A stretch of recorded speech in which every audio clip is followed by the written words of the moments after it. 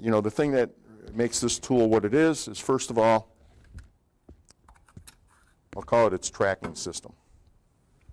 So if you look at the belt, you can see that it makes contact in 4 places. You got underneath on the drive wheel, these 2 wheels right here are called idler wheels, and then you've got your contact wheel. Okay? So there's 4 points of contact.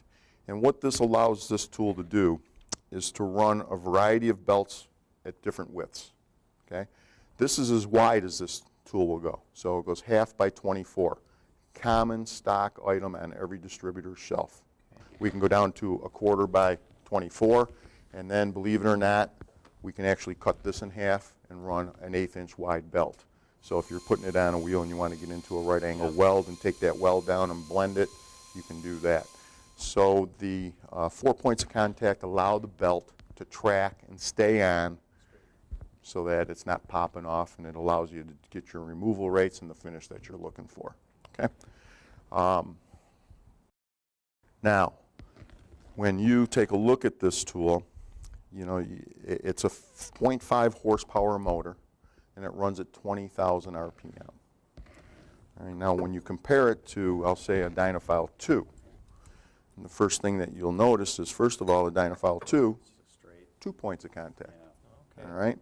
So when you're looking at the 2 tools, they're both 0.5 horsepower motors, both run at 20,000 RPM. The thing that separates this tool from this is that the size of the drive wheel or the diameter of the drive wheel increases the surface feet per minute on this tool compared to that.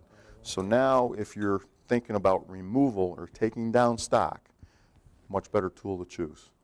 Where we kind of point this tool in the direction of applications where stock removal is #1 priority, where they want to use a very narrow belt to get in a restricted area.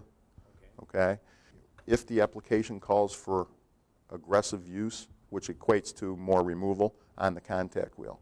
I can take this contact wheel, if I lean on this, you can see there's nothing, right? I can apply all the pressure I want to. Yeah. If I use the Dynafile 2 and try and do that same thing, it's spring-loaded, so there's compression. So you're not going to get, the belt isn't going to cut as consistently, so there's a difference there. So that's, even though they're both 0.5 horsepower and they spin at 20,000 RPM, more aggressive here, and you know, narrow belts and so forth and so on. So that's what we're looking to accomplish. If you look at sales today in North America, it's about a 50-50 split. We sell just as many Dynafiles as we sell Dynafile 2s. So that's telling you that the market, there is a need for both. When you look at the tool itself, how do you prep it to do a demonstration? At least one of you handle a tool, and we can, or 2 of you actually, and I'll walk you through it. Okay? You can see here, first of all, is a tension lever. If you push down on that, that's going to release some pressure and tension on the belt. Oh, I see. Okay, okay? Yes. So then you're going to take the belt right off and make sure it comes out from underneath the drive wheel underneath. Now, to take those off is go underneath where the black knob is and make sure the belt's off of that first. And the best thing to do is to just thread it off and let it fall in your hands or fall on the workbench.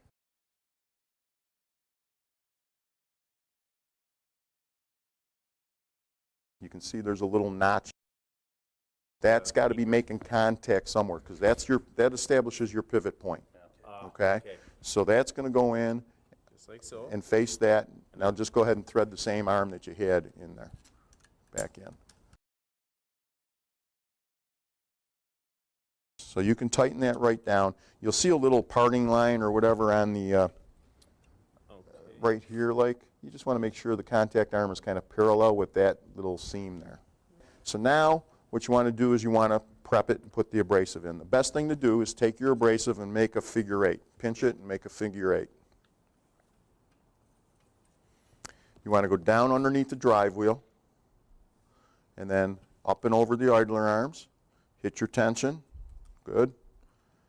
Now, once you feel that it's on, just give it a couple pulls with your hand. So that way you know, and then release the tension. You should be okay.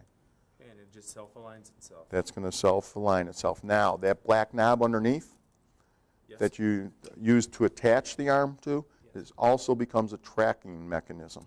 So not so much with this kind of wheel, but if you have this contact wheel where it's a little bit wider, you might see the belt is off the line a little bit. So if you turn that black knob, it's going to line it up so that you got your tracking, it's all centered. Okay. Okay? All right, so that's primarily how you prep, the tool and get it ready to show it as a demonstration.